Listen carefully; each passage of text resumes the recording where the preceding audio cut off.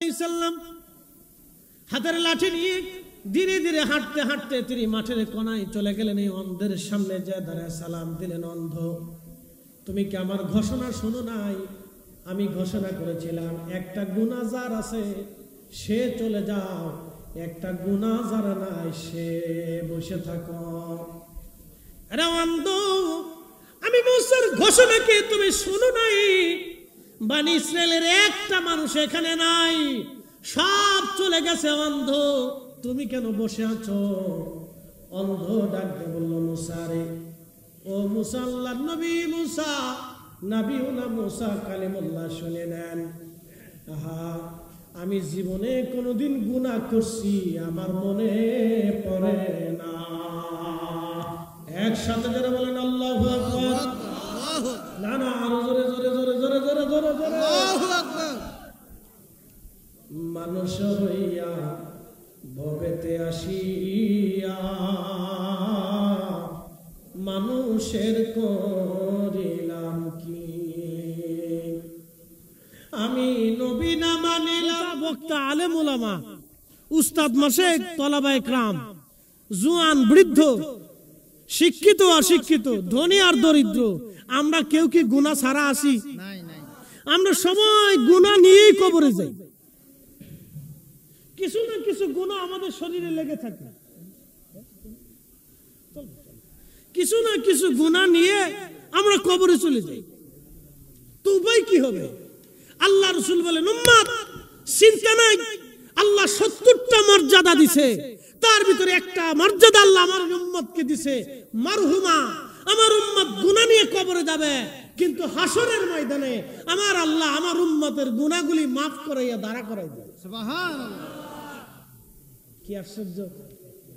এদিকে আমাদের গুণে না রাসূলের গুণে? নবীর গুণে। আমাদের গুণে হইছে না, নবীর গুণে হইছে। প্রিয় উপস্থিতি হাজিরিন, খুব মনোযোগ দিবেন।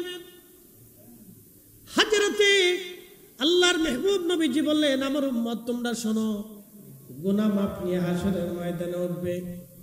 সাহাবায়ে کرام বলেন, ইয়া রাসূলুল্লাহ, গুনাহ কেন মাফ হবে? কিসের কারণে গুনাহ মাফ হবে? নবীজি জবাব দিলেন, সাহাবীরা রে, আমার উম্মতের ইন্তেকালের পরে উম্মতের বিশেষ বিশেষ কিছু ব্যক্তি থাকবে যাদের সন্তান, কারো পিতামাতা, কারো ভাই বেরাদার, আত্মীয় স্বজন, গ্রামবাসী, প্রতিবেশী, তার তরিকত ও মহাব্বতের মানুষ থাকবে। এই মহাব্বতের মানুষগুলি তার মারা যাওয়ার পরে তার মাগফিরাতের জন্য আল্লাহর দরবারে বারবার হাত উঠাবে। একসাথে বলবেন আল্লাহু আকবার। কিসের জন্য? মাগফিরাতের জন্য। ইসালে সওয়াব, ফাতিহা, কোরআন খানি, কোরআন খতম, খতমে বুখারী, বিভিন্ন দোয়া, কালেমা খতম আমরা দেই না অনেক সময় মরহুমদের জন্য? কিছু ভাইদের কাছে তো বিরাট বেদাত, ওর নিজের কপাল মন্দ, ওর 14 গোষ্ঠীর কপাল মন্দ, আর হেতারে যে জন্ম দিছে ওই বাবা মারও কপাল মন্দ। কারণ এমন ফুলা জন্ম দিয়ে গেছে যে দোয়া মানেও না, দোয়া করেও না, দোয়া করতে দেয়ও না, দোয়া শিখেও না। ওর বাপ মারও কপাল মন্দ, ওর 14 গোষ্ঠীর কপাল মন্দ। ওদেরকে যারা অনুসরণ করে তাদেরও কপাল মন্দ। কথা কার ঠিক কিনা? এদেরকে যারা অনুসরণ করে তাদের কপাল মন্দ। বলে দোয়া নাই তো নাই, তো নাই তো যে আমার মরার পরে দোয়া করবে না তার সাথে খাতির রেখে লাভ কি? তারে খাওয়াইয়ে লাভ কি? তার সাথে বন্ধুত্ব করে লাভ কি? যেই বন্ধু মৃত্যুর পরে দোয়া মানে না, আমি তার সাথে বন্ধুত্ব কেন করব? যেই বন্ধু আমার মৃত্যুর পরে দোয়া মানে না, আমি তার সাথে আত্মীয়তা কেন করব? যে আত্মীয় আমার মৃত্যুর পরে দোয়া মানে না। যেই ভাইয়ের সাথে আমার সম্পর্ক কিভাবে দৃঢ় থাকবে? যেই ভাই দোয়ার পরে মরার পরে দোয়া মানে না, ওই সন্তানের সাথে আমার সম্পর্ক কি করে থাকবে? আমার মৃত্যুর পরে সন্তান আমার কবরের পাশে দাঁড়াবে না, তো এই সন্তান দিয়ে হবে কি? এই আত্মীয় দিয়ে হবে কি? এই বন্ধু দিয়ে হবে কি? তারে খাওয়াইয়া লাভ হবে কি? ওরে খাওয়ানো আছে, কুত্তা খাওয়ানো অনেক বলা। আপনি ঠিক বললেও ঠিক, না ঠিক বললেও ঠিক, কথা সত্য, কিন্তু কথা উচিত, বা কিছু কি নেই, সহজ হিসাব তো। একটা বৃদ্ধ বাবাকে জিজ্ঞেস করেন, বাবা বৃদ্ধ, তুমি বৃদ্ধকালে এই টাকা পয়সা জমি জমা বিক্রি করে সন্তান নিজে না খাইয়া সন্তানের জন্য রাখছো কেন? তো বৃদ্ধ জবাব দেয়, বেটা আমার সন্তান, দুইটা সন্তান, ওরা ঘর বাড়ি নিয়ে থাকবে, ওরা আমি যদি বিক্রি টিক্রি করে খেয়ে ফেলে দেই তো ওরা থাকবে কোথায়? আমার মরার পর ওরা আমার জন্য দোয়া করবে, আমার কবরের পাশে দাঁড়াবে। বাবা মা এর চাইতে আর বেশি কিছু চায়? বেশি কিছু চায় না। অনেক বাবা মা আছে ছেলেরে মাদ্রাসায় দিয়ে দিছে, লোকেরা বলে তুমি ছেলেরে মাদ্রাসায় দিছো, মাদ্রাসায় পড়লে তো হুজুরের ভাত নাই। একটি ইমামতির চাকরি পাবে, ছোটখাটো বেতন পাবে, 5,000, 10,000, 15,000, 20,000 টাকা বেতন পাবে, এই দিয়ে তো তার নিজেরও চলবে না, তোমারে খাওয়াবি, তোমার স্ত্রীর দিবে কি? তো বাবা ডাক দিয়ে কয় আমি আমার পোলারে মাদ্রাসায় পড়াই দিছি, পোলার কামাই খাওয়ার জন্য না, পোলা আমার জন্য দোয়া করবে। কি কথা কর না, ঠিক আছে কিনা? তো ফুলার দোয়া চায়, তা আপনি ফুলারে এমন এক মাদ্রাসায় দিচ্ছেন যে মাদ্রাসায় দোয়া মানেও না, দোয়া শিখেও না, দোয়া করাইও না, এক মাদ্রাসায় দিয়ে দিচ্ছেন, বিরাট বড় মাদ্রাসা। দেখছেন 4-5টা বিল্ডিং আছে, বিরাট বড় বড় হুজুর আছে, 2-4-5 হাজার ছাত্র আছে, দেখে মাদ্রাসায় দিয়ে দিচ্ছেন। ওরে সর্বনাশ, কত বড় মাদ্রাসা! তো মাদ্রাসা ধুয়ে কি আপনি পানি খাবেন? মাদ্রাসা ধুয়ে কি আপনি তাবিজ গলায় গলায় দিয়ে দিবেন মাদ্রাসার ওই ইট বালি নিয়ে? তো কি হবে? তো মাদ্রাসার থেকে ছেলে বের হইয়া এই আলেম যদি দোয়াই না করলো, দোয়াই না মানলো, তো আলেম দিয়ে হবে কি? ও তলবে আলেম দিয়ে হবে কি? তার মাদ্রাসায় পড়াই হবে কি? কথা কর না, ঠিক কিনা? উপস্থিতি আমার এগুলি বুঝে যেতে হবে। উম্মতে মারহুমা আমরা, কেন? দোয়া হবে। একসাথে বলেন কি হবে? না, জোরে বলেন কি হবে? দোয়া হবে, দোয়া দোয়া। প্রিয় উপস্থিতি হাজিরিন, উম্মতে মারহুমা 70টা মর্যাদার ভিতরে একটা মর্যাদা উম্মতে মারহুমা। নবীজি বলে গেলেন আমার উম্মত আর একটা মর্যাদা হবে, সেই মর্যাদাটা হলো আমার উম্মতের হায়াত কম হবে, আমার উম্মতের নেকি হুকুম হবে, কিন্তু বেনিফিট পাবে 70 গুণ বেশি। একসাথে বলবেন না সুবহানাল্লাহ? কত গুণ পাবে? 70 গুণ বেশি পাবে। এ নবীর উম্মত ভালো করে শুনে যান, রব্বুল আলামিন আমাদেরকে একটা দিন দিলেন, দিনের নাম জুমআ। নাম কি? জুমআ। দিনের নাম হচ্ছে জুমআ, সাইয়্যিদুল আইয়াম।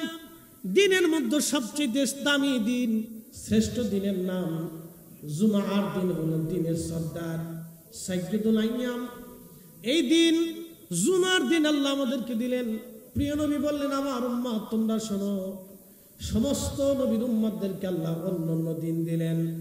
খ্রিস্টানদেরকে আমার আল্লাহ রবিবার দিয়ে দিলেন এবং ইহুদিদেরকে আল্লাহ শনিবার দিয়ে দিলেন। প্রত্যেক উম্মতকে কোন কোন দিন আল্লাহ দিয়ে দিলেন, কিন্তু শুধুমাত্র একমাত্র আমার আল্লাহ আমার উম্মতকে এবং আমাকে জুমার দিন দিয়েছেন। জুমা আল্লাহ আমাকে আমার উম্মতকে জুমার দিন দিয়ে দিলেন। দিনের মধ্যে শ্রেষ্ঠ দিন আল্লাহ নির্বাচন করলেন। আমার উম্মতরা তোমরা শোনো, এই জুমাটা এত বড় দামি। আমার উম্মত জুমার নামাজ আদায় করার জন্য যখন ঘর থেকে গোসল করে পাক পবিত্র হয়ে বের হয়ে যায়, হেঁটে হেঁটে মসজিদের মধ্যে আসে, ইমাম সাহেবের কাছাকাছি এসে বসে খুতবা শুনবে, আদব ও লেহাজের সাথে একিনের সাথে জুমার নামাজ পড়বে, উচ্চ বাচ্চ করবে না, কথাবার্তা বলবে না, চুপচাপ আল্লাহর ইয়াদে জুমার নামাজ আদায় করে আমার উম্মত আবার পায়ে হেঁটে হেঁটে বাড়ি চলে যাবে। সুনান তিরমিজিতে বিশুদ্ধ সনদে নবীজি বলতেছেন আমার উম্মত তোমরা শুনে নাও, তোমরা জেনে নাও, আমার উম্মতের প্রত্যেক কদমে কদমে প্রত্যেক কদম রেখেছিল জুমার নামাজ আদায় করতে আসতে যাইয়া। বাড়ি থেকে 1 কদম, 2 কদম, 3 কদম, 4 কদম, পায়ে পায়ে পায়ে পায়ে আমার আল্লাহ 1 বছরের নফল ইবাদত 24 ঘন্টা ইবাদত করলে যেই পরিমাণে নেকি হয় এবং সারাদিন রোজা রাখলে যেই পরিমাণে নেকি হয়, ওই রকম 1 বছর একটানা ইবাদত করলে যত নেকি হয়, 1 বছর একটানা রোজা রাখলে যত নেকি হয়, প্রত্যেক কদমে কদমে জুমার মুসল্লিদের প্রত্যেক কদমে কদমে আমার আল্লাহ সেই 1 বছরের নেকি আমার উম্মতের আমলনামায় লিখে দেয়। একবার জোরে বলা যাবে কি আল্লাহু আকবার? এটা আমার নবীর গুণে, রাসূলের কারণে উম্মত শ্রেষ্ঠ উম্মত আমরা হয়েছি। সব মর্যাদা আল্লাহ আমাদেরকে দিলেন, 70 গুণ মর্যাদা আল্লাহ দিলেন, 70 গুণ মর্যাদা আল্লাহ দিলেন। জুমার মসজিদ থেকে আপনার বাড়ি যদি 500 কদম হয়, আসা যাওয়া দিয়ে 1000 কদম হবে। আল্লাহ রসুল বলতেছেন 1000 কদম যদি হয় 1000 বছরের সওয়াব হবে, যদি 2000 কদম হয় 2000 বছরের সওয়াব হবে, যদি 5000 কদম হয় 5000 বছরের সওয়াব নাকি হয়ে যাবে। একটা জুমাতে শুধু আসবেন আর যাবেন, তাতে আপনার আমল নামায় 500 বছরের নেকি হয়ে যাবে, যা অন্য কোন উম্মতকে আল্লাহ দেয় নাই, শুধু এই উম্মতকে আল্লাহ দিয়েছে। কিন্তু দুর্ভাগ্য, কপাল পোড়া উম্মত মসজিদে আসে সবার পরে, খুতবা যখন শুরু হয় তখন এই উম্মত মসজিদের মধ্যে ঢুকে, খুতবা শেষ, ইমামে নামাজে দাঁড়ায় যায়, সালাম ফিরাইতে দেরি হয়, এই উম্মত মসজিদ থেকে বের হইতে দেরি হয় না, তাড়াহুড়া করে মসজিদ থেকে পালায় যায়। আর এই উম্মতের কিছু আলেম পথভ্রষ্ট, বেদাতি মোল্লা, বেদাতি মোল্লা, আবার বলি আমরা বেদাতি না, বেদাতি মোল্লা, পথভ্রষ্ট বেদাতি মোল্লা ফতোয়া দিল নামাজের পরে কোনো দোয়া নাই। কি কথা কন না কেন, জোরে বলেন। বেদাতি কি আমরা? কথা কন না কেন, বেদাতি কি আমরা? এই আহলে সুন্নাত ওয়াল জামাত বেদাতি না, আহলে সুন্নাত ওয়াল জামাত কাদিম, আহলে সুন্নাত ওয়াল জামাত জমিনে দ্বীন দিয়েছে। হুজুর গাউসে পাকের আওলাদের মাজার জিয়ারত করে আসছি কয়েকদিন আগে মালয়েশিয়ার মালাক্কা থেকে, সাগরের প্রণালীর ভিতরে একটা ছোট্ট দ্বীপ পোলাও বুসারে, হুজুর গাউসে পাকের আওলাদ, রাসূলের আওলাদ হযরত আল্লামা সুলতানুল আরিফিন শাইখ ইসমাইল হযরত বাগদাদি আল হাসানি ওয়াল হুসাইনি রাদিয়াল্লাহু আনহু, আমার রাসূলের আওলাদ হুজুর গাউসে পাকের সন্তান, তিনি হযরত ইসমাইল বাগদাদি আল হাসানি আল হুসাইনির মাজার জিয়ারত করে এসেছি। এই মুসলমান শুনে রাখেন, আল্লাহর ওলি যেখানে গেছে দ্বীন সেখানে প্রতিষ্ঠিত হয়েছে। কথা বলেন ঠিক না? আমরা হতভাগ্য জাতি, পাওয়ার পরেও আমরা ছেড়ে দিই, পাওয়ার পরেও ভুলে যাই, পাওয়ার পরেও ভুলে যাই, ছেড়ে দিই। প্রিয় উপস্থিতি হাজিরিন, মনোযোগ দিবেন। সারা পৃথিবীর এমন কোন অঞ্চল নাই, আপনি যদি দেখেন প্রত্যেকটা অঞ্চলে আল্লাহর ওলিরা কালেমার দাওয়াত দিয়েছেন। আল্লাহ তাদের এত বড় মর্যাদা দিয়েছেন, সম্মান আল্লাহ দিয়েছেন। আহা, তাদের কালেমার দাওয়াতের বদৌলতে লক্ষ লক্ষ কোটি কোটি মানুষ কালেমার দিশা পেয়েছে। একা খাজা বাবা আজমিরি চিশতি রাহমাতুল্লাহ 90 লক্ষ মানুষকে কালেমা পড়িয়েছেন একা।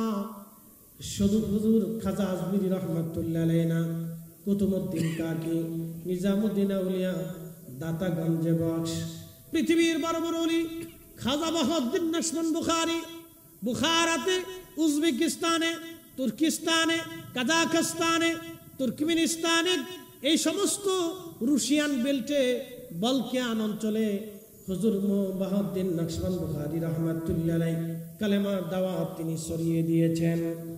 আজ যদি আপনি বসনিয়া যান, হার্জেগানিয়া যান, চেচনিয়া যান, রাশিয়া যান, মস্কো যান, পৃথিবীর দুর্ভেদ্য অঞ্চলগুলিতে আপনি যদি যান, আপনি যদি কিরগিজস্তান যান, আর্মেনিয়া যান, আপনি যদি পৃথিবীর ইউরোপের সেনজেন, আনসেনজেন, পৃথিবীর বড় বড় উন্নত বিশ্বগুলিতে যদি যান, হুজুর বাহাউদ্দিন নাশবন বুখারী রাহমাতুল্লাহ আলাইহির অবদানের কারণে এই জমিনে কালেমার দাওয়াত পৌঁছিয়েছে।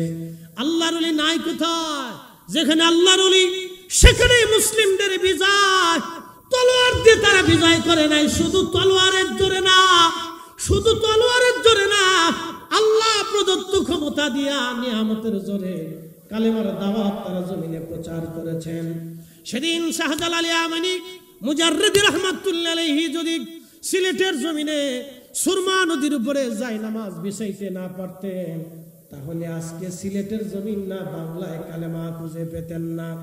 উনি যদি যায় নামাজ বিছাইতে না পারতেন, তাহলে বাংলা ইসলাম আপনি পেতেন না। এইভাবে হুজুর খাজা মাইনুদ্দিন চিশতি রাহমাতুল্লাহ আলাইহি সেই দিন যদি আনা সাগরের পানি একটা লুটার ভিতরে আনতে না পারতেন, তাহলে আজকের ভারতবর্ষে আপনি ইসলাম এইভাবে খুঁজে পেতেন না। মুজাদ্দিদ আল ফিসানি সিরহিন্দি ফারুকি রাহিমাহুল্লাহ সম্রাট আকবর ও জাহাঙ্গীরের বিরুদ্ধে সেই দিন জেলখানার মধ্যে সিংহের খাঁচার ভিতরে যদি উনি নামাজ পড়তে না পারতেন, তাহলে আজকের ইসলাম আপনি এইভাবে খুঁজে পেতেন না। আল্লাহর ওলিদের কারণে ইসলাম পেয়েছি। ওলিদের তরিকা কিয়ামত পর্যন্ত চলবে। ওলিদেরকে আমরা ভালোবাসবো, ওলিদেরকে মহব্বত করব, কিন্তু সেজদার মালিক আমার আল্লাহ, সেজদার মালিক আমার আল্লাহ। আল্লাহর ওলিদেরকে আমরা সেজদা দেব না, কিন্তু ভালোবাসবো, জিয়ারত করব। কথা বলেন ঠিক কিনা? আমরা তাদের সেজদা না, সেজদা দিয়ে তাদেরকে খুশি করা যায় না। আপনি যদি আমার সামনে এসে সেজদা দেন, আল্লাহর কসম করে বলতেছি, তাহলে আপনার জান আমি রাখবো না, কারণ সেজদা পাওয়ার যোগ্য আমি না, সেজদা পাওয়ার মালিক আমার আল্লাহ। ওলিদেরকে সেজদা দিলে ওলিরা বেজার হয়ে যায়, বরং ওলিদের মাজারে আদবের সাথে বসে আপনি যদি জিয়ারত করেন, ওনাদের উসিলা নিয়ে আল্লাহর কাছে কান্নাকাটি করেন, ওরা খুশি হয়। কারণ যদি আপনি শরীয়ত সম্মতভাবে আপনি তাকে হাদিয়া দিলেন, কোরআনের কালাম থেকে হাদিয়া দিলেন, দুরুদ হাদিয়া দিলেন, দোয়া হাদিয়া দিলেন, আপনি তাদের জন্য দান সদকা হাদিয়া দিলেন, ওলিদের মাজারে দরবারে মুহিব্বিন যারা আছে, গরিব যারা আছে, আপনি তাদেরকে খাবার খাওয়াইলে ওলিরা খুশি হয়ে যায় যে না, তারা আমার আদর্শকে জমিনে জিন্দা করে রাখছে, আমার রসুলের আদর্শকে জিন্দা করে রাখছে, আল্লাহর দ্বীনকে তারা মজবুত করে রাখছে। তারা খুশি হয়ে যায়। সেজদা দিলে খুশি হয় না, বরং জিয়ারত করলে, মহাব্বত করলে, তাদের সম্মানে মহাব্বতের আদবের সাথে দাঁড়াইলে, মজলিসে বসলে, জিকির ফিকির করলে তারা খুশি হয়ে যায়। কথা কোন ঠিক কিনা? এই কাজ করলে তারা খুশি হয়, উল্টাটা করবেন না। যেটা করলে খুশি হয় ওটা করবেন। প্রিয় হাজিরিন, মনোযোগ দিবেন। আল্লাহর ওলিদের জীবনের উপরে ছোট্ট করে একটু আলোচনা তুলে নিয়ে আসলাম, যেহেতু বিষয় চলে আসছে সেই জন্য আলোচনা করলাম। উম্মতে মারহুমা, হায়াত হবে কম, নেকি হবে কম, কিন্তু জান্নাতে চলে যাবে সবার আগে। একসাথে বলবেন না সুবহানাল্লাহ? হায়াত কি কম হবে? কত বছর হায়াত? 40 পার হইলে মানুষের বৃদ্ধতা আসতে থাকে। আপনি যত ভালো খাবারই খান, আপনার বয়স ধরে রাখতে পারবেন না। আপনি যত ভালো খাবার খান, এক্সারসাইজ করেন, দামি খাবার খান, কাজ হবে না বাপ। আপনি বয়স ধরে রাখতে পারবেন না। 40 পার হইলে সব পার্সপাতি দুর্বল হতে থাকে। চোখের পার্স, কানের পার্স, জবানের পার্স, দাঁতের পার্স, জিহ্বার পার্স, হাতের পার্স, পায়ের পার্স, সব পার্সপাতি চামড়া দুর্বল হতে থাকে, পশম পাকতে থাকে, ধীরে ধীরে নুব্জ হতে থাকে, চোখের পাওয়ার কমতে থাকে, মনের পাওয়ার কমতে থাকে, ধীরে ধীরে হার্টের পাওয়ার কমতে থাকে, কলজে, ফ্যাপসা, কিডনি যা আছে সব ধীরে ধীরে নরম হইতে থাকে। এটা আস্তে আস্তে ফসতে থাকে। 40 পার হইলে আপনি আর বয়স ধরে রাখতে পারবেন না। যত চেষ্টা করেন কাজ হবে না, শেষ হয়ে যাবে। মনে রাখবেন, এই উম্মতের হায়াত কম, নেকি কম, কিন্তু জান্নাতে চলে যাবে সবার আগে। বলে কার কারণে? রসুলের কারণে। কথা বল ঠিক কিনা? নবীর কারণে। এই রসুলের কারণে আল্লাহ আমরা এত ইজ্জত দিছে। বলে আমরা কিছু নেই, নামাজ নাই, রোজা নাই, জিকির নেই, ফিকির নেই, কিচ্ছু নেই। বনি ইসরাইলের ভিতরে মুসা আলাইহিস সালামের জামানাতে বৃষ্টি নেই, তো বৃষ্টি নাই তো নাই তো নাই তো নাই তো নাই, বহুদিন বৃষ্টি নেই। আপনি জানেন মুসা আলাইহিস সালামের দেশ হচ্ছে মিশর, জর্দান। মিশর, জর্দান এই অঞ্চল, এই বেল্ট, মিশর, জর্দান, ফিলিস্তিন, বাইতুল আকসা, এই বেল্ট, লেবানন, এই বেল্ট হচ্ছে। তখন এই বেল্টটাকে বলা হয়তো সিরিয়া সহ, এই বেল্টকে বলা হয়তো শাম। কি বলতো? শাম বলতো। মুসা আলাইহিস সালাম এই বেল্ট, মাঝখানে নীল নদ। আপনারা জানেন নীল নদের উৎস হচ্ছে উগান্ডা। উগান্ডার কোনো পাহাড় থেকে না, এটা মাটির নিচ থেকে পানি আসে। একসাথে বলবেন আল্লাহু আকবার। কোথা থেকে পানি আসে? মাটির নিচ থেকে পানি গৃহীত হয়। উগান্ডা, উগান্ডার নাম শুনলে আমাদের দেশে অনেকে হাসে, উগান্ডা আবার কি? হ্যাঁ, উগান্ডা। নীল নদের উৎস হচ্ছে উগান্ডা। পানি আসে মাটির নিচ থেকে, অটোমেটিক পানি আসে। সেই পানিটা উগান্ডা পার হইয়া, এরপরে আপনার আরো বহু দেশ পার হইয়া, 4-5টা দেশ পার হইয়া, মিশর পার হইয়া লোহিত সাগরের সাথে যাই মিশে গেছে। আল্লাহর নবী বলছেন আমার উম্মত 2টা নদী আল্লাহর বেহেশত থেকে আসছে, একটা নীল নদ আর একটা ফোরাত নদী। একসাথে বলবেন আল্লাহু আকবার। 2টা নদী কোথা থেকে আসছে? জান্নাত থেকে আসছে। এই জন্য হাজার হাজার বছর পর্যন্ত এই নদীর বয়স, কিন্তু একটা দিনের জন্য পানি শুকায় না, পানি শুকায় না। বেহেশত থেকে আসে তো পানি শুকাবে কেমনে? তবে শুকিয়ে যাবে। ফোরাত নদী কিয়ামতের আগে শুকিয়ে যাবে। ফোরাত নদী শুকাইয়া কি তৈরি হবে? স্বর্ণের পাহাড় বেশি উঠবে। ওই স্বর্ণের পাহাড় নিয়ে সারা পৃথিবীতে মারামারি লাগবে, যুদ্ধ হবে। এই যুদ্ধটা বিশ্বযুদ্ধ না, এই যুদ্ধ হবে মহাযুদ্ধ। প্রত্যেক গ্রাম, প্রত্যেক এলাকা, প্রত্যেক মহল্লা, প্রত্যেক ব্যক্তি, প্রত্যেক পরিবার, প্রত্যেক এরিয়া, প্রত্যেক ওয়ার্ড, প্রত্যেক ইউনিয়ন, প্রত্যেক এলাকা, প্রত্যেক জেলা, প্রত্যেক দেশ এই যুদ্ধে জড়িয়ে যাবে। প্রত্যেকটা ফ্যামিলি যুদ্ধে জড়িয়ে যাবে। 100 মানুষের ভিতরে 99 জন মারা যাবে, একজন বেঁচে থাকবে যে ইমানদার, হেতা বাঁচবে। আর সব বেঈমানগুলি যারা এই টাকা নিয়ে, অর্থ নিয়ে, এই রাজনীতি নিয়ে, ফারাফারি করিয়া, দুর্নীতি নিয়ে, এই সর গেলে আরেক সর, আরেক সর গেলে আরেক সর, এই খাবার চায়, এই খাবার চায়, যেই ক্ষমতা আসে সেই রাবণ হয়ে যায়, যে ক্ষমতা আসে এই চুরির ধান্দা করে। আমরা শান্তি পাইলাম না, কথা কর না, ঠিক শান্তি আর নসিব হইল না, আমরা শান্তি আর নসিব হইল না। কবে হবে তাও জানি না, শান্তি নসিব হইল না। 2 দিন পর পর এই গেঞ্জাম, এই গেঞ্জাম, হেনে ভিডি ভিডি, এনে মারামারি, এনে খুন করাবি, এরে মারে, এরে জবাই করে। কয়দিন আগে দেখলাম বরিশালে ভাই ভাই জমি জমা নিয়ে দ্বন্দ্ব করিয়া এক ভাই আরেক ভাইয়ের চোখ উড়াই ফেলছে। কি জাতি আমরা, কল্পনা করতে পারবেন? আজ্ঞামে জাহিলিয়াতকে শেষ করে ফেলছি। নারী রাস্তা দিয়ে যাবে রাত্রিবেলা, নিরাপত্তা কোথায়? দর্শন হচ্ছে, দর্শিত করে মেরে ফেলতেছে। বিচার নাই, আদালত নাই, আইন নাই। কয়জনের বিচার হয়? টাকা যার বিচার তার, ক্ষমতা যার বিচার তার, ক্ষমতা নাই বিচার নাই, টাকা নাই আদালত নাই। এই তো চলতেছে আমাদের। আমি মাঝে মধ্যে চিন্তা করি দেশ চলে কেমনে, দেশ চলে কেমনে, দেশ কি করে এই দেশ চলে? আমি মাঝে মধ্যে চিন্তা করি দেশ চলে একটা কারণে, এই মাটির নিচে বহু অলিরা ঘুমাই রয়েছে। এই অলিদের কারণে আল্লাহ এখনো পাথর নিক্ষেপ করে নাই, আল্লাহ এখনো জমিন উত্তপ্ত করে দেয় নাই, আল্লাহ সাগর শুকাই দেয় নাই, বৃষ্টি বন্ধ করে দেয় নাই। আল্লাহ এই এত পরিমাণে আমরা গুনাহ করি, তারপরেও আল্লাহ আমাদের খাবার বন্ধ করে নাই, ফল বন্ধ করে নাই, ফসল নষ্ট দেয় নাই, মহামারী দেয় নাই, দুর্ভিক্ষ দেয় নাই। এত দেশে করোনা হইলো, বাংলাদেশে হইল না। ভারতে মরলো, পাকিস্তানে মরলো, ইউরোপে মরলো, আমেরিকা মরলো, অস্ট্রেলিয়া মরলো, বাংলাদেশে মরলো না। এদেশে করোনা ঢুকে কেন? এদেশে থাকবো না জায়গা? এদেশে সব মানুষই ফরমালিন খায়।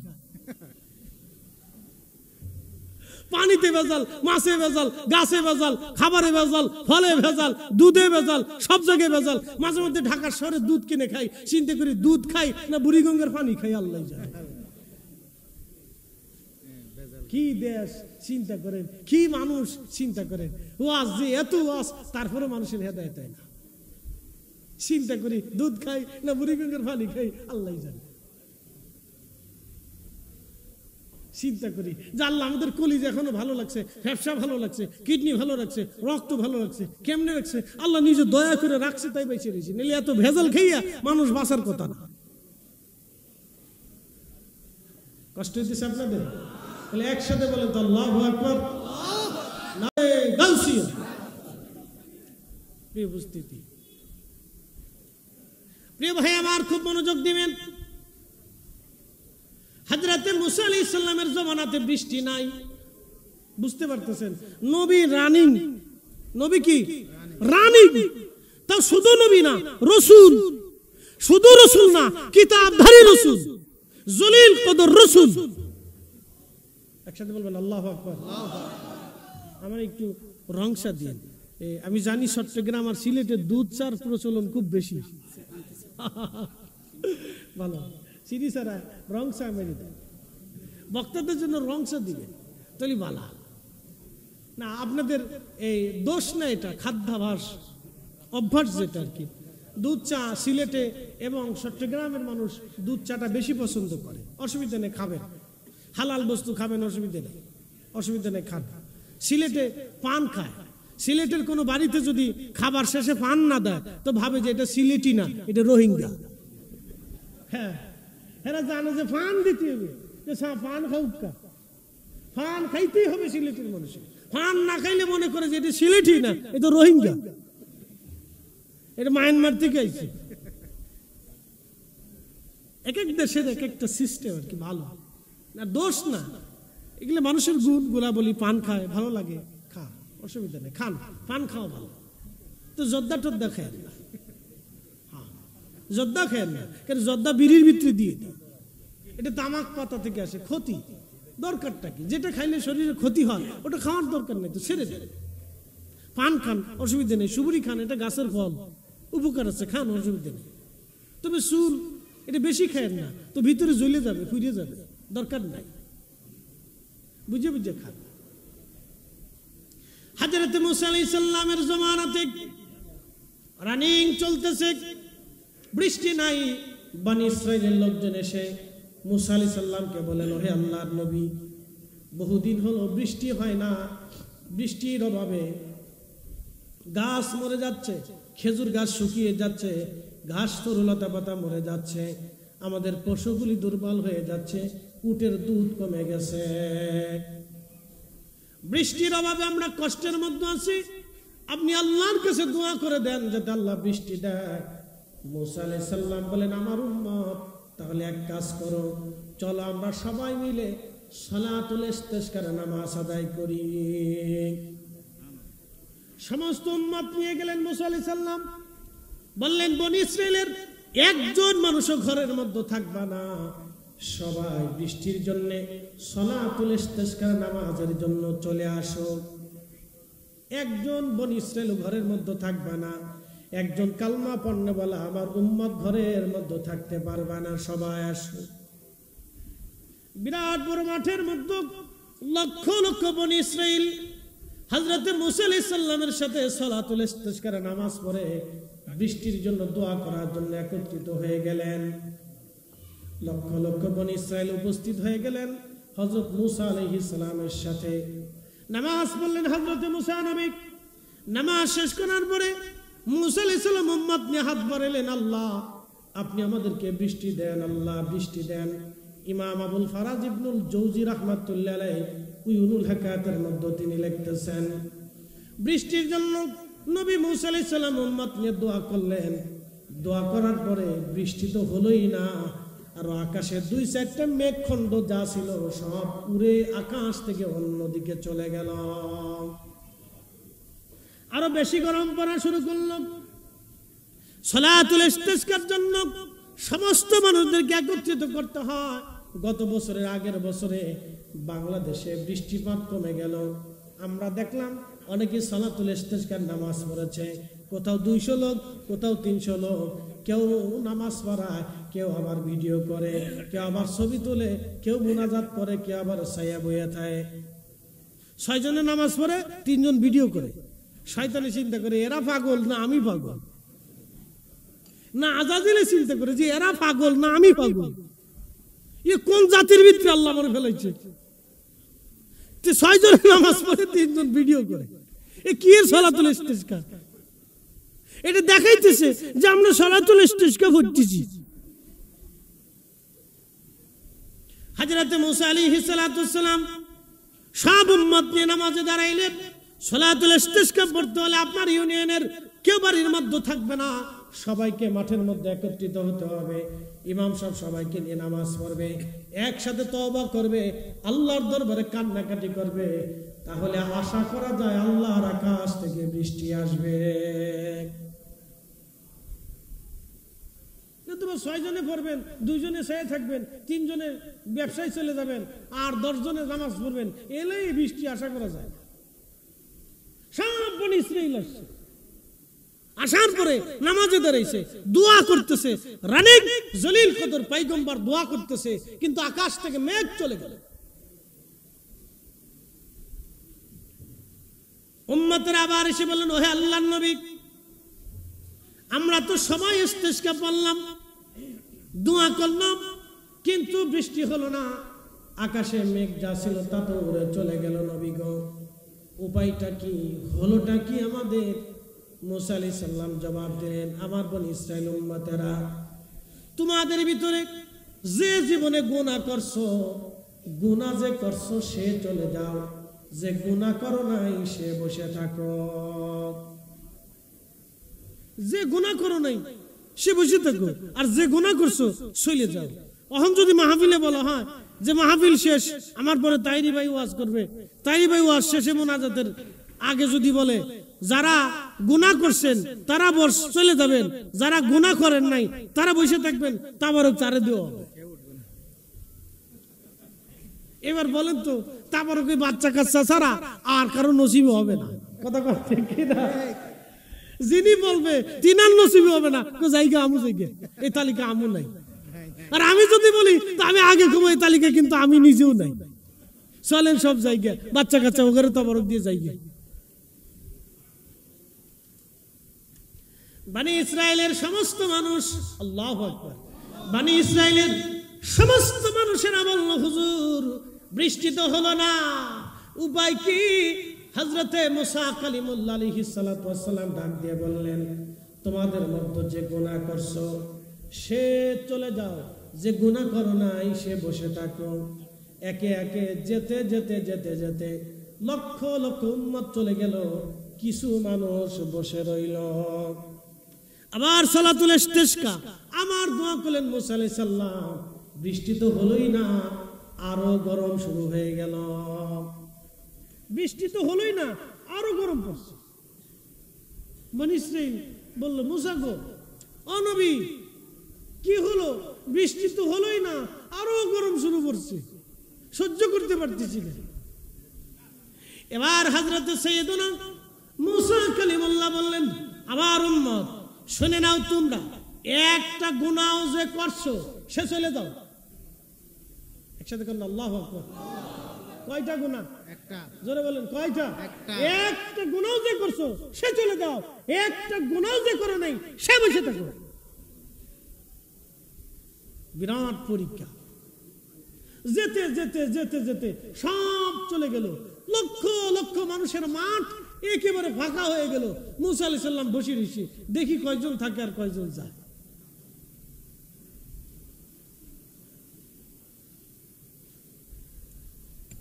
সাইয়েদনা হযরত মুসা আলাইহিস সালাম বসে আছে, দেখলেন লক্ষ লক্ষ মানুষ চলে গেছে, কিন্তু মাঠের মধ্যে একজন আল্লাহর বান্দা, তিনি নরমাল কাপড় পরা, সিরা তালি দেওয়া, সিরা তালি দেওয়া নরমাল কাপড় পরা, অন্ধ,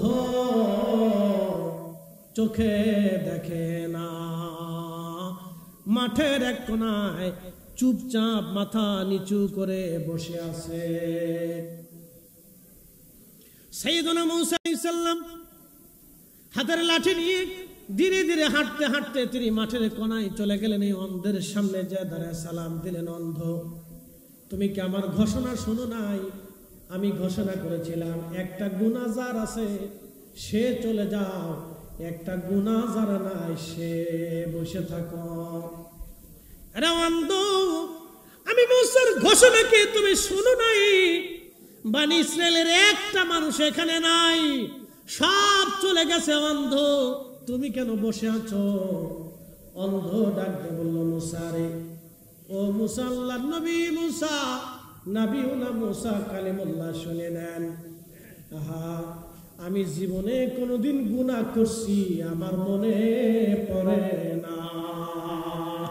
একসাথে যারা বলেন আল্লাহু আকবার। না না, আরো জোরে জোরে জোরে জোরে জোরে জোরে জোরে আল্লাহু আকবার। মানুষ হইয়া ভবেতে আসিয়া মানুষের করিলাম কি? আমি নবী না মানিলাম কি যে ভুল করিলাম, আমি নবী না চিনিলাম কি যে ভুল করিলাম, ভস্মে ঢালিলাম ঘি। মানুষ হইয়া ভবেতে আসিয়া মানুষের করিলাম কি? আমরা তো মানুষ। সাইয়েদনা মুসা কালিমুল্লাহর উম্মত অন্ধ ডাক দিয়ে বলল, হুজুর তবে একটা ভুল করেছিলাম। আমি কি করেছিলাম? ভুল করেছিলাম। গুনাহ হয়েছে কিনা জানি না, একটা ভুল করছিলাম। যদি ভুলটা গুনাহ হয় তা আমি চলে যাব, আর যদি গুনাহ না হয় তাহলে আমি বসে থাকবো। বলে অন্ধ, কি ভুল করছিলা তুমি বলো দেখে, ইখলাস কি? অন্ধ, কি ভুল করছো তুমি বলো? অন্ধ ডাক দিয়ে বলতেছে, হুজুর আমি সদর রাস্তা দিয়ে হেঁটে হেঁটে যাচ্ছিলাম। সদর রাস্তা দিয়ে হেঁটে হেঁটে যাওয়ার সময় এক রাস্তার পাশে একটা বাড়ি ছিল। বাড়ির সদর দরজা, প্রধান দরজা খোলা রাখা ছিল। সদর দরজা খোলা রাখার কারণে ভিতরের দরজাও খোলা রাখা ছিল। ভিতরে একজন বেগানা নারী, অর্থাৎ আপনারা তো জানেন অভ্যন্তরে ঘরের বাহিরে নারীরা তাদের ইচ্ছা মতো থাকতেই পারে। অভ্যন্তরে নারীরা তাদের ইচ্ছা মতো তো থাকতেই পারে। ওই অন্ধ ডাক দিয়ে বলতো, হুজুর আমি রাস্তা দিয়ে হেঁটে যাওয়ার সময় সদর দরজায় চোখ পড়ে গেল। সদর দরজায় যখন চোখ পড়েছে আমার, আমি অন্দরমহলের দিকে চোখ চলে গেল, ওই বেগানা নারীর দিকে আমার চোখ পড়ে গেল। হুজুর সাথে সাথে আমি আমার চোখটাকে ঘুরাইলাম। হৃদয়ে আমার দিলকে, আমার কালকে, আমার আত্মাকে, আমার নাফসকে, আমার রুহুকে ধমক দিয়ে বললাম, এ রুহু, আজকে তুই আমাকে সদর দরজার দিকে ঘুরাইয়া এই চোখটাকে অন্দরমহলের বেগানা নারীর দিকে ঘোরাই নিলি। আজকে চোখ আর রাখবো না, এই চোখ আমি ফেলে দেব, নষ্ট করে ফেলবো। বলো হুজুর আমি আমার নিজের হাতে চোখ অন্ধ করে দিয়েছিলাম, আমি অন্ধ হয়ে গেছি। আমি অন্ধ ইচ্ছা করে হয়েছে যাতে গুনাহ থেকে আমি বাঁচতে পারি। হুজুর এটা যদি আমার অপরাধ হয়, আমার যদি গুনাহ হয়ে থাকে তাহলে আমি চলে যাব, আর গুনাহ যদি না হয় তাহলে আমি বসে থাকবো। সাইয়েদুনা মূসা আলাইহিস সালাম ডাক দিয়ে বলেন, আরে অন্ধ, তোমার গুনাহ হয় নাই, তুমি বসে থাকো। আজকে তুমি দোয়া করলে আল্লাহর আকাশ থেকে বৃষ্টি নাজিল হবে। সুবহানাল্লাহ। না না হয় না, আরো জোরে জোরে জোরে জোরে। এই উম্মতের এরকম পার্সন আছে না নাই? না আছে দেখি বৃষ্টি হয়। যে অকাম কুকাম এদেশের মানুষ করে, মুসলমান মানুষ কই কেমনে? মুসলমান তো আরো পরে। আপনি চলে যান তো ইউরোপে, ওরা খাবারের আগে মদ খায়, খাবারের ভিতরে মদ খায়, খাবারের পরে মদ খায়। ওদের নারীরা হাফ প্যান্ট পরে রাস্তা দিয়ে আড়ে। আপনি তো নাউজুবিল্লাহ বলেন, কিন্তু জানতো ওদের খাবারে ভেজাল নাই, পানিতে ভেজাল নাই, দুধে ভেজাল নাই, বাচ্চার খাবারে ভেজাল নাই। মিথ্যা বলে না, আদালতে মিথ্যা সাক্ষী দেয় না। আর আমাদের বাংলাদেশে মামলা শুরু হয় মিথ্যা দিয়ে। কি আসতে কেন কেন জোরে বলে? মামলা 100% মামলা এদেশে হলে 99টা মিথ্যা মামলা হয়। সাক্ষী যদি 100 জন সাক্ষী উপস্থিত হয় তো 99 জন মিথ্যাবাদী। এরা মামলা করার আগে উকিলের কাছে যায়, বলে উকিল সাহেব কোন সিস্টেমে মামলা করলে মামলা গাড়ি হবে এটা দেখায়। উকিলও চিন্তা করে পয়সা পাবো আমি, অসুবিধা কি? সিস্টেম দেখা দেখে এই সিস্টেমে মামলা করেন, মামলাটা খুব মজবুত হবে। ইস বাঙালি আবার এসে নামাজে সেজদার মধ্যে মাফ করে দে আল্লাহ। শয়তানে হাসবার কয়, তোর মতো সিটার আবার কেডা আছে রে? মিথ্যা মামলা দিয়েছি আবার সিটারি করিস, মিথ্যা সাক্ষ্য দিয়ে আল্লাহর কাছে মাফ। শয়তান কোথাকার! শয়তান চিন্তা করে আমি বাংলাদেশে আসলাম কে? এই অবস্থা আমার দেশে। আপনি জানতো ইউরোপে একটা লোককে আপনি মিথ্যা সাক্ষ্য দিতে পারবেন, একটা অর্ধ উলঙ্গ নারী মিথ্যা সাক্ষ্য দিবে না। জানতো আপনি আদালতে ঘুষ খাওয়াইতে পারবেন না। অত খাবার আগে মদ খায়, খাবার পরে মদ খায়, খাবারের ভিতরে মদ খায়। আদালতে সে মিথ্যা মামলার রায় দেবে না। অথচ আমরা বাংলাদেশ মুসলমানের দেশ, 90% মুসলমানের দেশে মুসলমান বিচারক, মুসলমান উকিল, মুসলমান প্রশাসন, মুসলমান মামলাওয়ালা, মুসলমানবাদী, সব মুসলমান হওয়ার পরেও শুধু মিথ্যার মিথ্যা, মিথ্যার মিথ্যা, অন্যায় আর অন্যায়। মাঝে মধ্যে শয়তান চিন্তা করে এদেশে আইছি কেন? মানুষই তো হইতে পারিনি, মুসলমান কবে হবে? আপনি মানুষের কাতারে আছেন, আমরা তো মানুষই হইতে পারিনি, তো মুসলমান হবে কবে? মুসলমান তো অনেক ঊর্ধ্বের জাত। ইয়া রাব্বি, মুসলমান অনেক ঊর্ধ্বের জাত। জানেন মুসলমান কাকে বলে? আল মুসলিমুন মুসলিমুনা মান সালিমাল মুসলিমুনা মিন লিসানিহি ওয়া ইয়াদিহি। মুসলমান তো তাকেই বলে যার হাত থেকে আরেক মুসলমান নিরাপদ থাকবে। মুসলমান তো তাকেই বলে যার চোখ থেকে আরেক মুসলমান নিরাপদ থাকবে, তার জবান থেকে আরেক মুসলমান নিরাপদ থাকবে। আমরা প্রতিবেশীরে দেখতে পারি না, প্রতিবেশী সীমানার কাছে গাছ লাগাইয়া গাছটারে আস্তে করে ধাক্কা দিয়ে ওইদিকে ঘুরাই দিছি, ওর দিকে চলে যায়। গাছের গুড়া আমার জমিতে, গাছের ডালপালা ওর বাড়ির উপরে। শতান কোথাকার।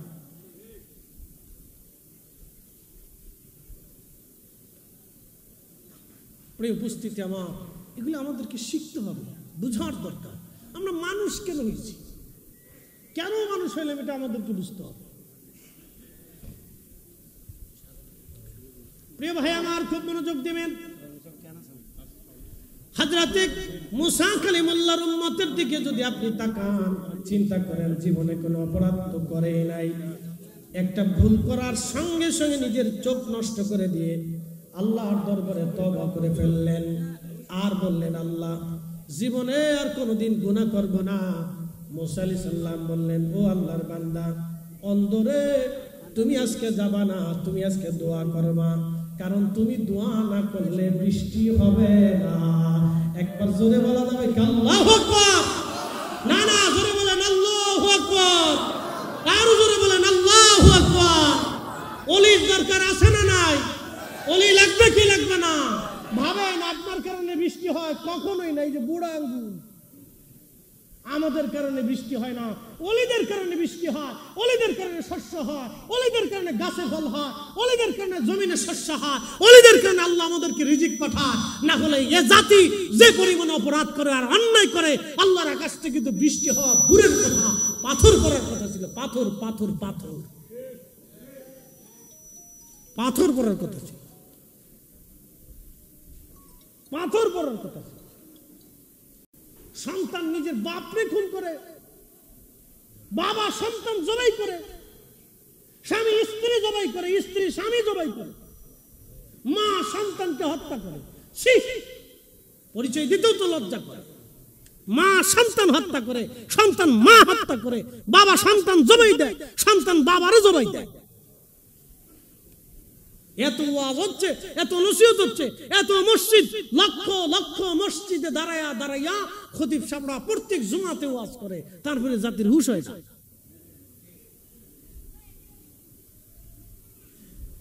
তারপরে জাতির হুঁশ হয় যায়। এরা এখনো রাস্তার কোনায় বাথরুম করে। কি কথা কন নাকি? হাসেন কেন? রাস্তার কোনার দাঁড়ায় মান কিসিমে খারায় বাথরুম করে দেয়। এরে জাতি। বিমানে উঠলে, আমি মালয়েশিয়া থেকে আসতেছি, বিমানে উঠার পরে আমার পাশে এক ভদ্রলোক, তিনি কক্সবাজার ব্যবসা করেন, হোটেল মোটেল আছে, ভদ্রলোক দাঁড়িয়ে আছে, নামাজ কালাম পড়ে, খুব শরীফ মানুষ। তা আমরা দুইজন চুপচাপ বসে আছি। বিমান বাংলাদেশে খালি ল্যান্ড করবে, খালি ঘোষণা দিছে শাহজালাল আন্তর্জাতিক বিমানবন্দরের খুব কাছাকাছি এসে পড়েছি। এই বিমানে ঘোষণা দেয় না, বাপ রে বাপ, বাঙালি কথাবার্তা শুরু করে, মনে হচ্ছে তখনই এটা উপরের বক্স মাছ খুলে মাথায় করে দিয়ে যদি জানালা হয়তো লাভ দিয়ে ঘুরে নিচে পড়ে। কি আজব জাতি আমরা। দুজনে হাসি দেখছেন নি, কত পাগলের দেশে বাস করি আমরা। এরা মানসিকভাবে অসুস্থ। এই জন্য শিক্ষা ব্যবস্থা পরিবর্তন করতে হবে। আল্লাহর কসম করে বলি, শিক্ষা ব্যবস্থা ক্লাস 1 থেকে পরিবর্তন করতে হবে। আবার বলি, শিক্ষা ব্যবস্থা ক্লাস 1 থেকে একবারে মাস্টার্স পর্যন্ত, শেষ সময় পর্যন্ত শিক্ষা ব্যবস্থা চেঞ্জ করতে হবে। তাদেরকে প্র্যাকটিক্যাল শিক্ষা দিতে হবে, তাদেরকে প্র্যাকটিক্যাল থিওরিক্যাল শিক্ষা দিতে হবে। শুধু খাতা কলমে, কাগজে কলমে হলে হবে না, তাদেরকে প্র্যাকটিক্যাল উস্তাদ ছাত্র দিয়ে প্র্যাকটিক্যাল শিক্ষা ব্যবস্থা চেঞ্জ করে দিয়া জাতিকে পরিবর্তন করতে হবে। নতুবা সম্ভব হবে না। 2 দিন পর পর মারামারি, গুতাগুতি, কিলিকিলি লাগবে। শিক্ষা ব্যবস্থা ক্লাস 1 থেকে চেঞ্জ করে দিতে হবে, একবারে প্র্যাকটিক্যাল আর থিওরিক্যাল দিতে হবে। পৃথিবীর এত জাতি উন্নত হয়ে গেল, আমরা এখনো গুতাগুতি করতেছি। সকাল হইলে এক কথা, দুপুরে আর এক কথা, সার দোকানে বসলে তো আর গ্রামের কথা তো বলে লাভ নাই। নাম দিছে ভিলেজ পলিটিক্স। এই ভিলেজ পলিটিক্সের গোষ্ঠী কিলেই আমি, হ্যাঁ, এটা কুত্তার চাইতে নিকৃষ্ট পলিটিক্স। এই কথা কর না কেন? জোরে বলো। কুত্তার চাইতে নিকৃষ্ট পলিটিক্স, শুয়োরের চাইতে নিকৃষ্ট পলিটিক্স। নাম দিছে ভিলেজ পলিটিক্স। কিসের পলিটিক্স হয়েছে? যদি পলিটিক্স করে মানুষের উন্নয়ন না হলো, যদি পলিটিক্স করার পরে গরিবের উন্নয়ন না হলো, অন্ধের উন্নয়ন না হলো, যদি মহিলার উন্নয়ন না হলো, গরিবের উন্নয়ন না হলো, এতিমের উন্নয়ন না হলো, এই পলিটিক্স দিয়ে হবে কি ছাতা? নাম দিছি ভিলেজ পলিটিক্স। ভিলেজ পলিটিক্স বুঝেন? একজন কারের জন্য বাস দিবে, কার ক্ষতি করবে, কার জমি মেরে খাবে, কার টাকা মেরে খাবে, কার মায়ের দেখবে, কার মায়ে ধরে নিবে, এগুলোর নাম দিছে পলিটিক্স। এটা সুরের সাথে নিকৃষ্ট পলিটিক্স। কে ভাই কষ্টের সাথে কথাগুলি বলতেছি। এই জন্য আমাদের শিক্ষা ব্যবস্থা একবারে ক্লাস 1 থেকে মাস্টার্স পর্যন্ত একবারে পরিবর্তন করে দিতে হবে। এই শিক্ষা ব্যবস্থার ভিতরে মানবিকতা, সত্যবাদিতা, ন্যায়বাদিতা, ন্যায় বিচার শিক্ষা দিতে হবে তাদেরকে। যদি না দিতে পারি তাহলে আমাদের আগামী প্রজন্মের চেঞ্জ হবে না। এদেশের লক্ষ লক্ষ যুবকরা গেম খেলে, লক্ষ লক্ষ যুবকরা দাঁড়ায় দাঁড়ায় পেশাব করে, লক্ষ লক্ষ যুবকরা চুল সেমনে কেটে মোটর সাইকেল যেমনে চালায়, ও বাবু চিনে না, মাও চিনে না, উস্তাদ চিনে না, মুরব্বী চিনে না, কাউরি চিনে না। মোটর সাইকেলের উপর উঠলে মনে করে ও দেশের প্রেসিডেন্ট হয়ে গেছে। এই কথা কেন না জোরে বলো। আপনি সৌদি আরবে যান তো, বাংলাদেশের যত ঘোড়া টিমের আগর টিম বাগর টিম মোটর সাইকেল সৌদি আরবে একটাও খুঁজে পাবেন না। সৌদি সরকার একবার আইন করে দিয়েছে, তুই মোটর সাইকেল চালাইতে পারবি না, তো 14 গোষ্ঠী চালাইতে পারবো না। রাস্তাঘাটে এদের জ্বালায় চলেই যায় না। অ্যাক্সিডেন্ট, দুর্ঘটনা একটার পর একটা প্রতিনিয়ত চলতেছে। খুন খারাপি, মারামারি, ধরাধরি, এখানে সেখানে, এগুলি কি হচ্ছে ভাই? এটা কি একটা পরিবেশ? এটা কি একটা দেশ? আপনি যদি চলে যান সৌদি, চলে যান উন্নত বিশ্বগুলি, তাদের ছেলেবেলে কত আদরওয়ালা, কত সুন্দরওয়ালা, রাস্তায় চলতেছে, কাজ করতেছে, তারা ডান বামে তাকানোরই সময় নেই। এই জন্য যিনি জ্ঞানী বলেছিলেন যে অলস মস্তিষ্ক শয়তানের কর্মশালা, কথাটা অত্যন্ত চমৎকার কথা লিখেছিলেন। যারা অলস থাকে, কাম নাই কাজ নাই, এরা খালি ওই ভিলেজ পলিটিক্স করে বেড়ায়। এরে ক্ষতি করবে, এরে মারবে, এরে ধরবে, এর দোষ, হের দোষ, চার দোকানে, ফানের দোকানে, বিড়ির দোকানে, এই দোকানে, সেই দোকানে, বাপ রে বাপ। আর আমাদের দেশে আছে বাংলা সিনেমা, উরে বাপ রে বাপ। চার দোকানে যখন চালায় দেয় তখন 3 কিলোমিটার দূর থেকে আওয়াজ হয় ঢুসুম ঢুসুম ঢুসুম ঢুসুম ঢুসুম ঢুসুম ঢুসুম ঢুসুম। বাংলা সিনেমা, এই সিনেমা বাচ্চা কাচ্চা নিয়ে বসে দেখতে পারবেন? লজ্জায় আপনার মাথা হেঁটে আসবে যে এরা আমার মানুষ হয় কেন? নাম দিয়েছে চিত্র জগৎ, এদের পিছনে লাগিয়েছে স্টার, তারকা। শয়তানে চিন্তা করে ওরা যদি তারকা হয় তাহলে আমি শয়তান কেমনে হইলাম? বুঝতে পারছেন? উচিত কথা বললে হুজুর ভালো না। ওদেরকে শিখতে হবে, বুঝতে হবে আমরা মানুষ, সর্বশ্রেষ্ঠ জীব মানুষ আমরা। একসাথে বলবেন আল্লাহু আকবার। না না, আরো জোরে বলেন, জোরে বলেন, জোরে জোরে। আমরা সর্বশ্রেষ্ঠ জীব মানুষ। শোনেন, রহমতের নবী মদিনাতে মুনাওয়ারাতে গেলেন। মদিনায় মুনাওয়ারা যাইয়া রহমতের নবী, কত ইহুদি ছিল, কত খ্রিস্টান ছিল, কত ভিন্ন ধর্মের ছিল, পত্তলিক ছিল। মক্কাতে আসলেন, পত্তলিক ছিল, অন্য ধর্মের ছিল, কেউ ধর্ম মানত না, দিন দুনিয়া বুঝতো না। আল্লাহর রাসূল আসার পরে কারো ডেকে নিয়ে হত্যা করেন নাই, কারো বাড়ি আগুন দেন নাই, কারো জমি পুরাই দেন নাই, কারো ফসল নষ্ট করেন নাই, কারো উট দুম্বা ছাগল ভেড়া তিনি নিয়ে আসেন নাই। আর আমার দেশে হচ্ছে কি, 2 দিন পর পর এই মাজার ভাঙ্গো, ওই দরবার ভাঙ্গো, তার বাড়ি ভাঙ্গো। কয়েকদিন আগে দেখলাম দিনাজপুরের এক দরবার ভেঙ্গে আগুন ধরে পুড়ে দিয়েছে, মসজিদ পর্যন্ত পুড়ে যাইতেছে। হায় বাঙালি, তোমাকে ধর্মকে শিক্ষা দিয়েছে, তোমাকে দিনকে শিক্ষা দিয়েছে। রহমতের নবীর কাছে হিন্দু নিরাপদ ছিল, খ্রিস্টান নিরাপদ ছিল, ইহুদি নিরাপদ ছিল। আর অন্য ধর্মের মানুষ যদি রহমতের নবীর কাছে নিরাপত্তা পেতে পারে, তাহলে তুমি হয় মিলাদ পড়ো, আমি না হয় পড়ি না, তুমি হয় নূর মানো, আমি না হয় মানি না, আমি না হয় মানি, তুমি না হয় মানো না, তুমি না হয় পীর মুরিদি মানো না, আমি না হয় পীর মুরিদি মানি। সেই জন্য তো তুমি আমার বাড়ি আক্রমণ করতে পারো না, আমার জমি পুরাইতে পারো না, আমার বাড়ির ঘর গরু ছাগল তুমি আগুন দিয়ে পুড়িয়ে দিতে, নষ্ট করে দিতে পারো না। এই শিক্ষা রহমতের নবী ইসলাম কোনোদিন দেয় নাই। কথা বলেন ঠিক না?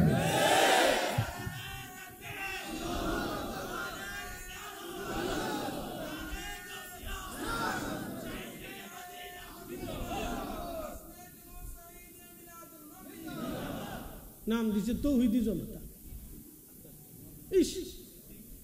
তোমার তৌহিদি জনতা কে শিখেছে তোমাকে? তৌহিদি জনতা। রাসূলের উপরে কে তৌহিদ জানতো? সাহাবায়ে কেরামের উপরে কে তৌহিদ বুঝতো? দেখেন দেখান কোন সাহাবীর জীবনে, দেখান হযরত আবু বকরের জীবনে, দেখান হযরত ওমরের জীবনে, দেখান হযরত ওমর খলিফাতুল মুসলিমিন, কত বড় খলিফা, বাংলাদেশের মতো 200 দেশের খলিফা। বর্তমান ইরান, বর্তমান ইরাক, ওমান, ইয়ামান, কাতার, দুবাই, বাহরাইন, সৌদি আরব, জর্দান, এরপরে ফিলিস্তিন, এরপরে যদি আপনি দেখেন লেবানন, লিবিয়া, তিউনিসিয়া, মরক্কো, মিশরের মতো বিরাট অংশের খলিফা ছিলেন হযরত ওমর রাদিয়াল্লাহু আনহু। তার রাজ্যের ভিতরে ইহুদি ছিল, খ্রিস্টান ছিল, হিন্দু ছিল, পৌত্তলিক ছিল, অন্য ধর্মের ছিল, বিভিন্ন ধর্মের ছিল। হযরত ওমর কারো বাড়ি আগুন দেন নাই, কারো ধর্মের স্থান পুড়িয়ে দেন নাই, ভেঙে দেন নাই, মেরে ফেলেন নাই, ধরে আনেন নাই, জবাই দেন নাই, কাউকে বলেন নাই যে তুমি ইহুদি ধর্ম পালন করতে পারবে না, তুমি খ্রিস্টান ধর্ম পালন করতে পারবে না, তুমি পৌত্তলিকতার পালন করতে পারবে না। হযরত ওমর দেন নাই, সবার জন্য স্বাধীনতা দিয়েছেন। তবে হ্যাঁ, রাষ্ট্রের আইন মেনে চলতে হবে। তুমি অন্যায়ভাবে হত্যা করতে পারবে না, অন্যায় করতে পারবে না, তুমি জুলুম করতে পারবে না, কারো মাল নিতে পারবে না, কারো সম্পদ হরণ করতে পারবে না। আল্লাহর আইনে দেশ পরিচালনা করেছেন হযরত ওমর। ওমরের চাইতে তৌহিদকে জানে, ওমরের চাইতে দ্বীনকে বেশি বুঝে, ওমরের চাইতে ইসলামকে বেশি জানে, ওমরের চাইতে আল্লাহ রাসূলকে কে বেশি ভালোবাসে। তিনারাও দেশ চালিয়েছেন। উসমান রাদিয়াল্লাহু আনহু দেশ চালিয়েছেন, সাইয়েদনা হযরত আবু বকর সিদ্দিক রাদিয়াল্লাহু আনহু দেশ চালিয়েছেন, হযরত আলী কাররামাল্লাহু ওয়াজহু রাদিয়াল্লাহু আনহু দেশ চালিয়েছেন। তাদের সময় তো অন্য ধর্মের মানুষ অনিরাপদ ছিল না। আমি নাম দিয়েছে তৌহিদি জনতা। কি বলবো, কি বুঝাবো জানি না। মাঝে মধ্যে চিন্তা করি আমি কি অসুস্থ না এরা অসুস্থ, বুঝি।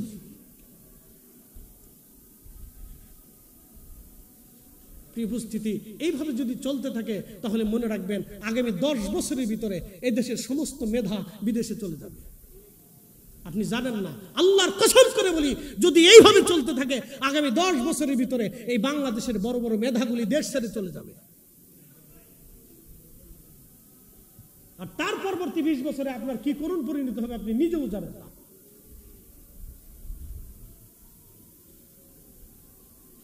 প্রিয় ভাই আমার, আল্লাহ আমাদের দেশটাকে নিরাপদ রাখুন, সকলে বলে না। আমরা ভেজাল মুক্ত, জঞ্জাল মুক্ত দেশ চাই, চমৎকার সুন্দর দেশ চাই, মিলেমিশে সবাই থাকবে। যার মন চাই দোয়া করুক, না করুক। আমি দোয়া করি, সেই জন্য আমার দোয়া বন্ধ করতে হবে। আমি মিলাদ মাহফিল দিছি, সেই জন্য উঠে পড়ে মিলাদ মাহফিল বন্ধ করতেই হবে। আরে আফগানিস্তানের মতো একটা দেশ যারা ইসলামী ইমারত ঘোষণা দিয়েছে, ইসলামী দেশ ঘোষণা দিয়েছে আফগানিস্তান, আফগানিস্তানের হুজুরদের চাইতে বড় হুজুর দেশে কে আছে বলুন, দেখান তো। আফগানিস্তানের মুজাহিদদের চাইতে পৃথিবীতে কত বড় মুজাহিদ আছে যারা পৃথিবীর 2টা কুফার বাহিনীকে পরাজিত করেছে। 1 নম্বর আমেরিকা, 2 নম্বর রাশিয়া। তার আফগানিস্তান চলে নেই। কালকে ভিডিওতে দেখলাম আফগানিস্তানের মুসলমানরা ঈদে মিলাদুন নবী পালন করতেছে, সরকার বাধা দেয় না। একসাথে বলবেন আল্লাহু আকবার। না, জোরে বলেন, জোরে জোরে জোরে বলেন, জোরে। আফগানিস্তানে হিন্দু আছে, তারাও তাদের কাজ করতেছে। আফগানিস্তানে ইসলামিক ইমারতের সৈন্যরা এসে তো তাদেরকে গুলি করে না।